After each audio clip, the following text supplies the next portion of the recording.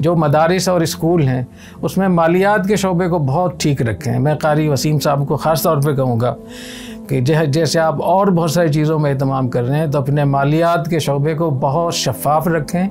इतना रखें कि कोई भी आदमी किसी भी वक्त आपसे पूछे तो आप उसको दिखा सकें कि हमारा मालियात का निज़ाम है, ये हमारी आमदन है, ये हमारे ख़र्च है।